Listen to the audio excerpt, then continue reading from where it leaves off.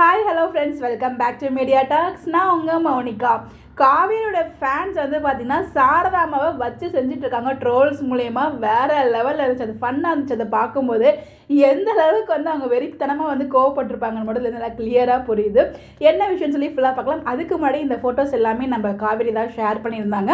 So இந்த ஒரு காஸ்டியூமில் அவங்க நிறைய அப்டேட்ஸ் வந்து ஷேர் பண்ணியிருந்தாங்க. அந்த காஸ்டியூமில் அவ்வளோ அழகாக கொள்ளை அழகில் இருக்காங்க. அழகே பொறாமைப்படுற லெவலுக்கு அந்த அளவுக்கு அழகாக இருக்காங்கன்னு தான் சொல்லும். இந்த ஒரு லுக்கில் அதுவும் டிஃப்ரெண்டான போஸ்ட்லாம் கொடுத்துருந்தாங்க. அது எல்லாமே ரொம்ப ரொம்ப சூப்பராக இருந்துச்சு.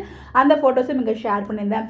அப்படி என்ன வச்சு செஞ்சுருக்காங்க அப்படின்னு பார்த்தீங்கன்னா, அதாவது இந்த உலகத்தில் எது நடந்தாலும் அதுக்கு எல்லாத்துக்குமே காவேரி தான் காரணம். உதகையில் வந்து பார்த்திங்கன்னா மழை வந்து பெஞ்சிட்டு இருக்கிறதுனால சுற்றுலாத்தலங்கள்லாம் மூடி இருக்காங்களே, அதுக்கு காரணமும் காவேரி தான் அப்படிங்கிற மாதிரி சொல்லியிருப்பாங்க. அதுக்கு ஐயோ அப்படிங்கிற மாதிரி அவங்களுமே சிம்பிளாக வந்து போட்டிருந்தாங்க.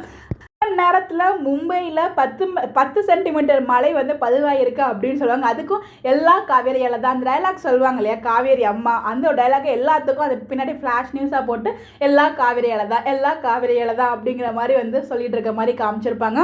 அதை காவேரியுமே வந்து ரீஷேர் பண்ணியிருப்பாங்க. அதுக்கப்புறம் பெங்களூரில் வந்து பார்த்தீங்கன்னா 5 மணி நேரமாக மழை கொட்டி தித்திருக்கும் போல் அதுக்கு காரணமும் காவேரி தான். சிந்தூர் ஆப்ரேஷன்ஸ்க்கும் காரணம் நம்ம காவேரி தான். அதுக்கப்புறம் இஸ்ரேலில் வந்து பார்த்தீங்கன்னா ஏதோ தீ மாதிரி எங்கேயும் பற்றிட்டு இருக்கும் போல் அதுக்கு காரணமும் காவேரி தான்.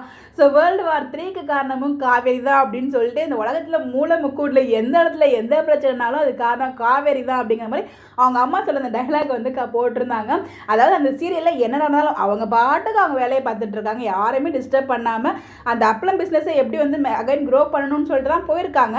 அது அவங்க பாட்டுக்கு போனாலும் இவங்க விட மாட்டாங்க. அந்த வீட்டில் என்ன பிரச்சனை நடந்தாலும் அது காரணம் காவேரி தான் சொல்லி காவேரி முற்றுப்புள்ளி வச்சுட்டே இருக்காங்க இல்லையா.